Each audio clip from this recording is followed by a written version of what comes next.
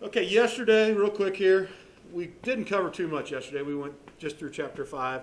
We talked about trucks. We talked about their blind spot. What did we say about their blind spots? Big or small? Big blind spots, right? Bigger the vehicle, bigger the blind spots. Start slow, stop slow. Slow-moving vehicles have the emblem. Wide turns, possibly. Pedestrians always have right-of-way. Hitchhiking, soliciting are illegal, right? Don't do it. Joggers and walkers should walk towards traffic. Bright clothes. Children, designate play areas. Slow down when you see them. Watch out for motorcycles. Call 911 if you get in an accident with one. Bikes should go with traffic. Scooters and mopeds, low-speed vehicles, snowmobiles, horseback riders, and today is DUI. I told you guys that when I sat in your seat during driver's ed, we got big-time DUI lesson because DUI was and is the #1 killer on the road. But originally, like when I took this class, it was by far, okay? Like nothing was close to it for killing on the roadways. We've talked about in here already that distracted driving, texting, some of that stuff is catching up, right? Probably not that close. I'll try to get some stats on that. But still, #1 killer on the road. Why? It slows our reaction and affects our vision. Is that a bad combination with driving? Consuming something that's going to make us react slow and not allow us to see at the highest level. Obviously, that's a bad combination. So that's the biggest problem we run into. How does it work? Your DUI or driving under the influence is based on your blood alcohol concentration.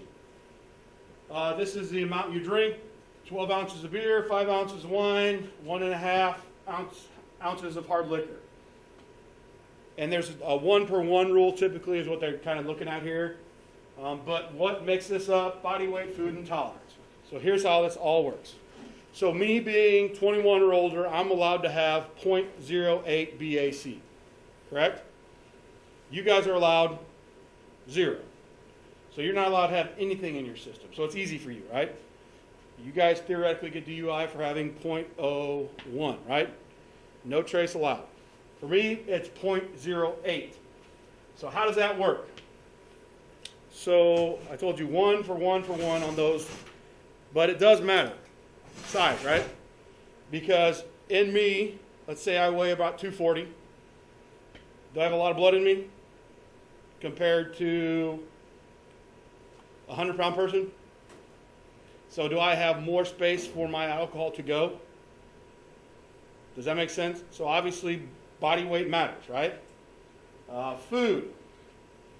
If I have an empty stomach and I consume alcohol, it's going to get into my bloodstream just a little bit quicker, right?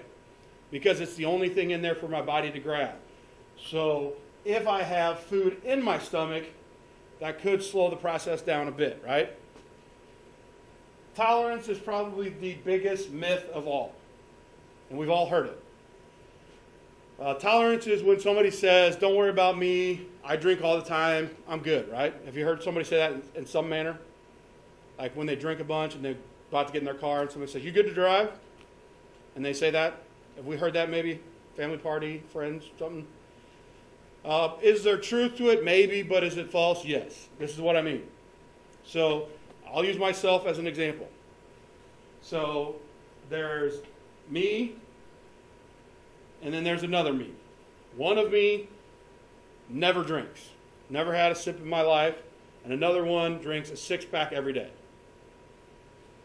If we both drink a 6-pack, same people, is the person who's never had it before in his life going to feel a lot different than the person who has it every day? Yes or no? Yes, right? That's tolerance, okay? But if both of us take a breathalyzer test, are we both going to have a blood alcohol concentration about the same? Yes. Do we understand that? So what's the difference? This is drugs in general, right? The problem with drugs is the more drug you take, the more drug you have to take to get the feeling, right? So if I drink all the time, I have to drink more to get the same feeling I used to get. And that's what drugs do to us, right? They get a hold of us, and then you want more, you want more, you want more, you want more in order to get the same feeling. So even though I don't feel intoxicated, am I intoxicated by the law? Yes. Can we understand that now? So even though somebody tells you they have a tolerance because they drink all the time, are they still drunk? Yes, when a breathalyzer is given to them. Does this make sense? Okay, this is a thing we got at the last Driver's Ed conference. It's not perfect, but it gives you an idea. And again, I'll use me, about 240. I'm a big guy, sorry. So at 240, if I have, according to this, 3 drinks in an hour, my BAC will only be 0.04. Does that make sense? According to this. Okay. Divide me in half. So now 120. If I was a 120-pound person and I took 3 drinks in 1 hour, my blood alcohol concentration would be 0.08. So twice goes up, right? So I went from being sober to intoxicated, right? Based on these numbers. Does that make sense? So that's where this would matter. Same scenario here. In order for a 240-pound person to feel intoxicated within an hour, it's saying that I would have to consume 6 drinks to get to 0.08. But those same 6 drinks for that 120-pound person would put them at 0.16. How bad would that be for them? Very bad, right? So again, that's why body weight matters in this scenario. Probably more than anything, right? Because food is somewhat of a myth. Like people always say, consume food to make you sober up. Are you still intoxicated? Yes. Would you feel better? Yes. But in your bloodstream, you're still going to have the same BAC. Does that make sense?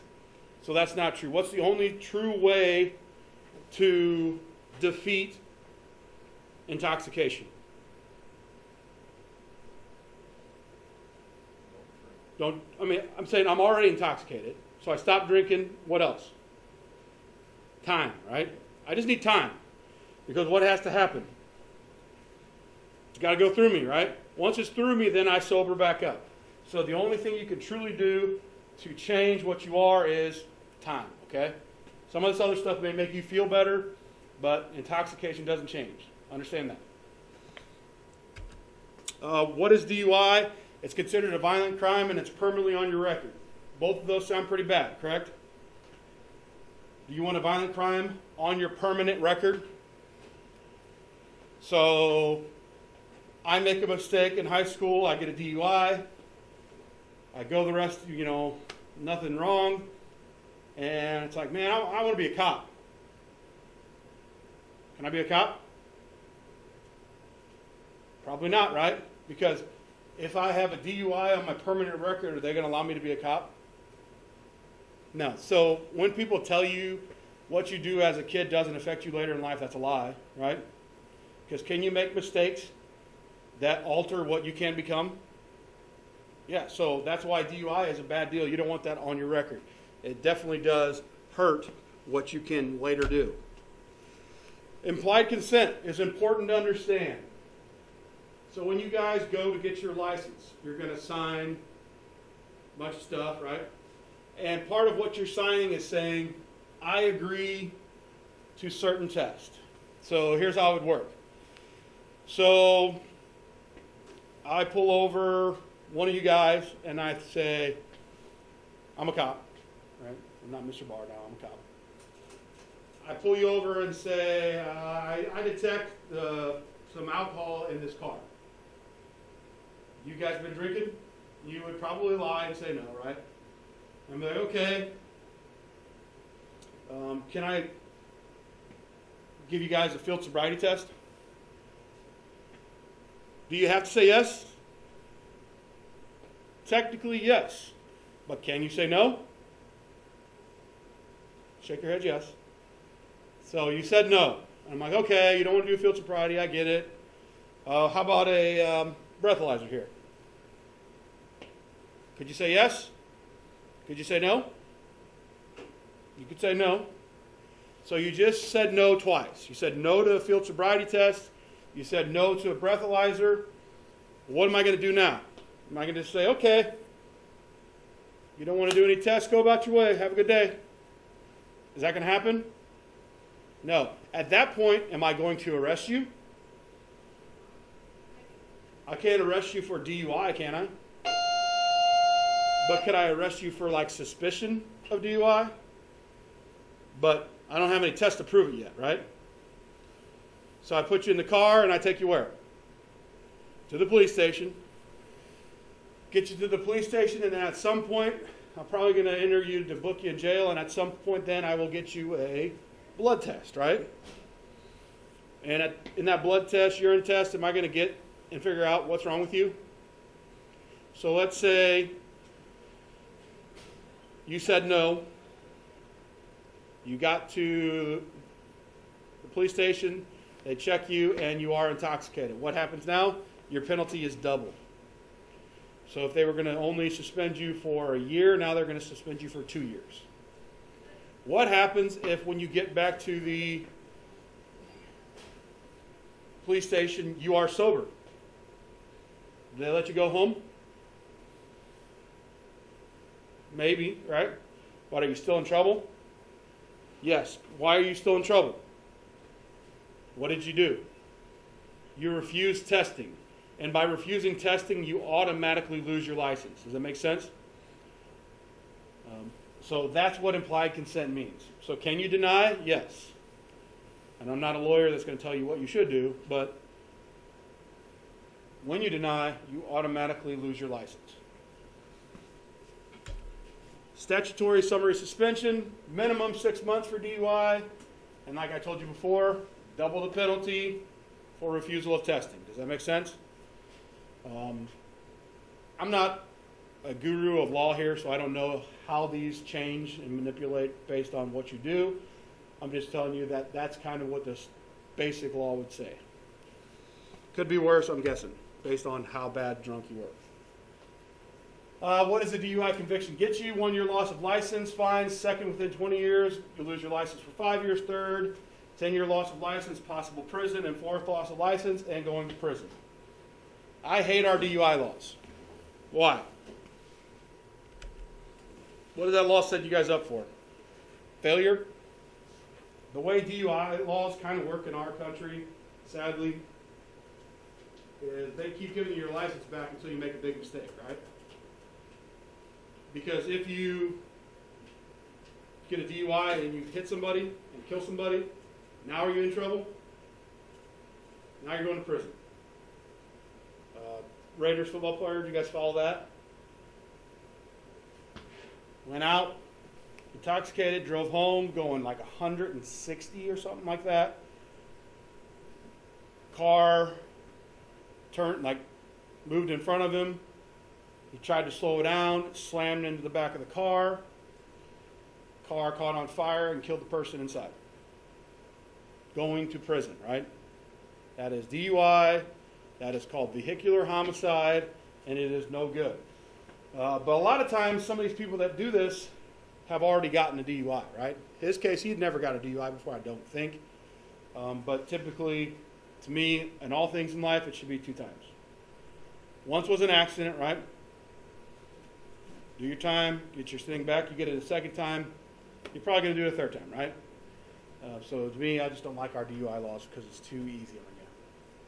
The bad device is the device we talked about that you get. Let's say you got in trouble. You want your license back. They'll give you the little thing on there that you have to breathe into in order to start your car. The bad device. Transportation of alcohol. It is illegal to drink in a vehicle. Once upon a time, it was okay in the back seat. It is no longer okay. No open containers in a car. Let's say I'm a cop and you have a truck. And I pull you over, and you are one of these idiots that has empty beer cans in the back of your truck. Could a cop use that as suspicion enough to check other stuff? So is that a wise move? And you see it all the time, like these guys that have trucks and they just leave empty beer cans in the back of their truck all the time. Not smart, because when a cop they look in there a little bit as they go by and they see that, you're just inviting trouble. They could assume that you maybe drank those and you threw them back there just now. So don't have open containers anywhere in your car, because now you are in trouble. You are illegally transporting alcohol. You guys aren't even allowed to have unopened alcohol, right? Because you're too young. I could have unopened alcohol in my car and transport it. You guys still can't even transport it. Aggravated DUI is DUI that causes death or injury. Your third or more, or DUI in a school bus. This is bad, right? This is the vehicular homicide and some of that stuff we're talking about. This is where you make a big mistake, you injure or kill somebody while you are driving under the influence. You are going to go to jail. They used to maybe not do it as bad, but now they're being very stringent on DUI laws, and you do something like this, expect to go to jail. So don't get yourself in this situation. Driving on suspended or revoked license. I mentioned this before when I was talking about the work permits. Remember that? Where I said if you got a permit that's only supposed to take you to, go to work and some of those things, and you get caught driving when you're not supposed to, it's going to extend your penalty. So if you lose your license for DUI and they pull you over and you're not supposed to be driving, are you in trouble? Yes. Your penalty is now going to extend out even more. Okay, so we went out drinking.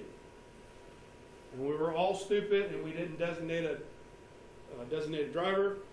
And it's my car, and I hand the keys to my friend and say, you drive, you're less drunk. Can I get in trouble for doing that? Yes, because what did I just do? Did I give my keys to a drunk driver to drive my car? So am I somewhat responsible for whatever happens? What's the better thing to do in that scenario? You screwed up, nobody's sober to drive. What should you do? Stay or call somebody else, right?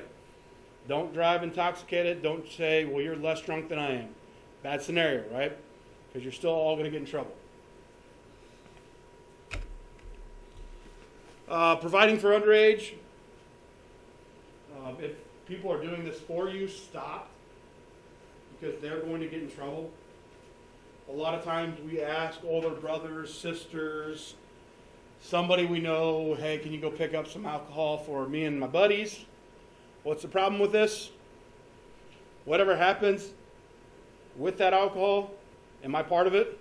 Like if I buy all you guys drinks, you guys go out to a party and somebody gets hurt, injured, am I responsible? Is that something you want for a family member? Probably not, right? So don't even put them in that situation, because now, like I said, you're just asking them to get in trouble for really no apparent reason. Drivers under the age of 21, if you get a DUI, it's a little stiffer.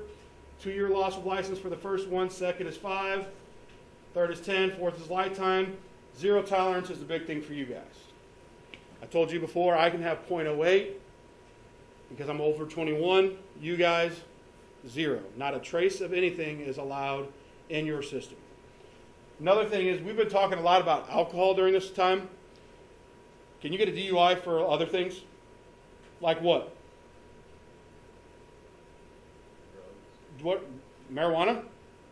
Prescription meds? Remember the old Tiger Woods deal way back in the day when he got hurt the first time? He got a DUI, and it was for prescription meds. He was on like some sort of painkiller at the time, and he did like a painkiller with something else, had a bad effect, caused him to get a DUI, right? So it's probably talked about more on the alcohol side because we have breathalyzer testing for it, which is easy to do. Do we have a marijuana breathalyzer test?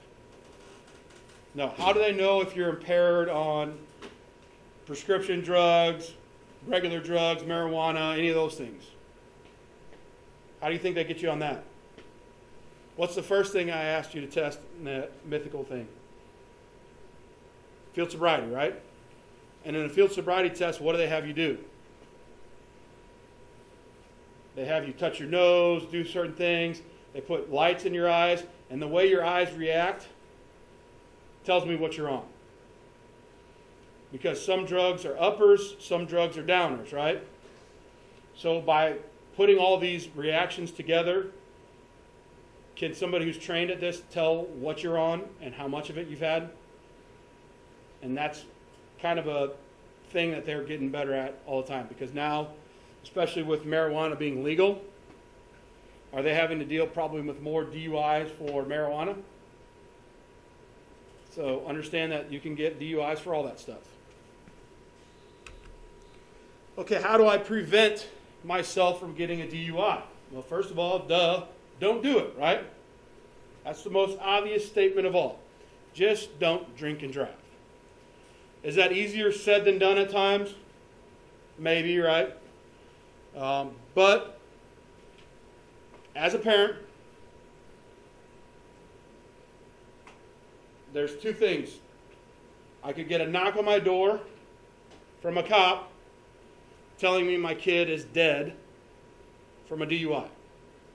Or I can get a phone call from my kid saying, I'm drunk, come pick me up. Which would I rather have? I'm drunk, come pick me up, right? Pretty obvious. Are you going to get in trouble for that? Probably, right? But in a way, as a parent, are we happy that you do that? Yes. Because the first one, do we ever want to happen? No. So you guys just need to understand, and I'm telling you this as a parent, just freaking call somebody, right? If you're in this situation, because nobody wants to get that knock on the door. So call somebody, call your parent, get yourself out of that situation by doing the right thing, not the wrong thing, and you'll be better off. Second thing there says wear a safety belt. What we're talking about here is a lot of times people will drink and drive, and then they also don't wear a safety belt. Is that a bad combination? Yes, because now you get in an accident, and because you don't have your safety belt on, you're dead.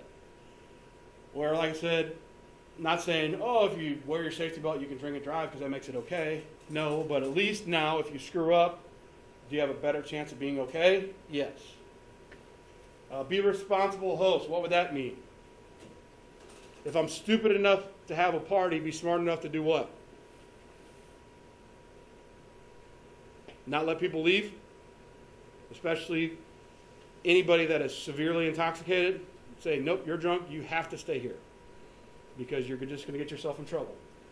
Designate a driver. Don't mix alcohol with other drugs. Combination is never good, right? What about mixing drugs with drugs? Is that a bad idea?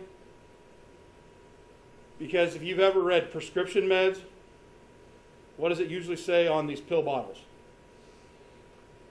Don't take it with this, right? Don't take it with that. And the same thing works with all drugs. When you combine drugs, do we get effects that we don't even know what they're going to be? Because is it kind of each individual person is going to react differently? So when you start mixing things like this, you never know what you're going to get, and just do something else again.